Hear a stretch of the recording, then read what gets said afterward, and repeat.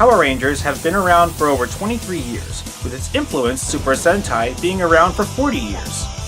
Power Rangers has had a complicated history, but recently they did something you would not expect because of what Megaforce did. They decided to skip Takume Sentai Go Busters and instead adapt the following series, Zyuden Sentai Kyotuger, into Power Rangers Dino Charge.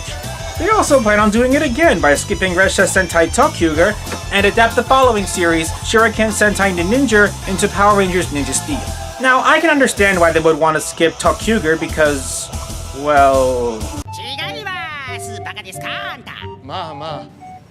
it's weird. I mean, it has a train theme, and they fight with the power of imagination, and, yeah. I can find it hard to picture an American audience over the age of 6 to get into this, and I highly doubt they could pull off the same miracle that RPM had. Don't get me wrong, Tokyuger is still a very entertaining series. Anyway, I was curious as to why they decided to skip Go Busters. They did not give any explanation, and there are many theories as to why, so I have decided to give my own opinion on the matter.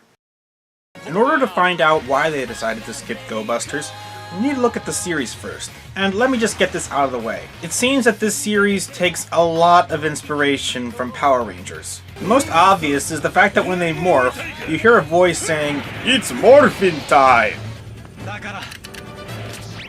It's morphin' time! The fact that the morphers are even called morphin braces might also be an allusion to the Power Rangers, since they call their devices morphers. Of course, it doesn't stop there. The morphers, as well as the helmets, have a sunglasses theme, kind of similar to Jungle Fury.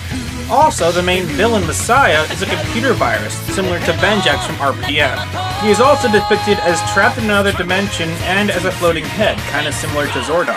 Messiah's giant robots are called Megazords, which is the term that is used for the giant robot that the Power Rangers pilot. The team can also take off their helmets, which is rare for Sentai, but is very common in Power Rangers. The Rangers also have civilian powers, similar to Dino Thunder, SPD, and Operation Overdrive. I think it could be safe to say that this could be considered as a tribute or at least a homage to the Power Rangers franchise.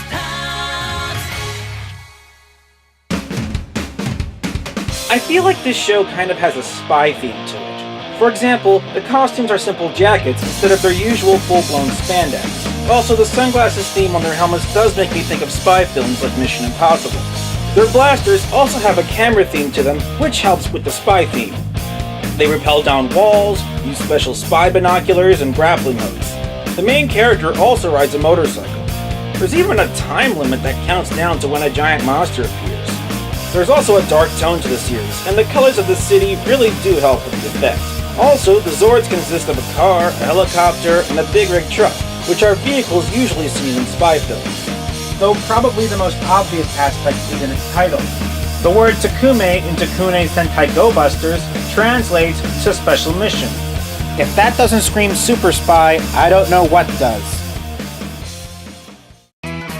However, just like most Sentai, there are a lot of strange Japanese things that this series has. For example, the main characters have robot companions that match the animal themes of the suits. The main character's robot can transform into a motorcycle, kind of like Denjin Zaboga.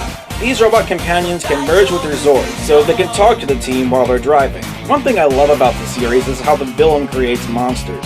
He puts a virus into things like bulldozers, medical equipment, and even a bunch of gas tanks, and they just turn into the monster. That's pretty creative and kind of funny. There are a lot of theories as to why Power Rangers did not pick up Go Busters. The most common theory is because of the "it's morphin' time." Though, in my opinion, it just doesn't feel like the Power Rangers that we are used to. At first glance, if you did not know this was a Sentai and you were 12, would you connect this series to Power Rangers? Yes, they have the colorful outfits, the rubber-suited monsters, and the giant transforming robot fights, but it feels completely different. I mean, sure, SPD took place in a futuristic setting with aliens, and RPM had a post-apocalyptic setting, but at least their suits and Zords actually feel like they belong in Power Rangers. The Go Buster suits are not full-blown spandex like most Power Ranger series. They wear leather jackets and motorcycle helmets.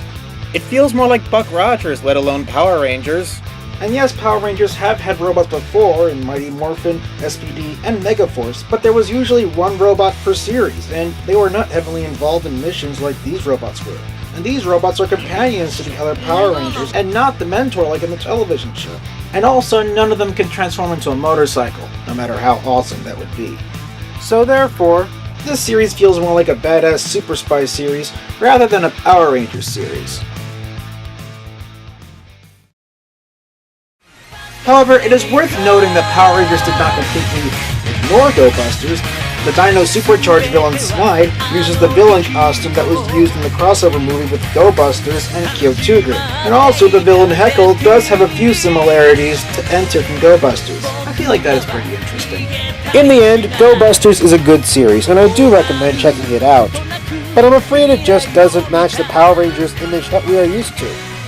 Do you think Saban made the right call not to adapt Go Busters? Do you think young Americans can handle a dark, super spy-themed, leather jacket-wearing Power Rangers? What do you think the show would be like if they did pick it up? Well, leave your thoughts in the comments below. Thanks for watching.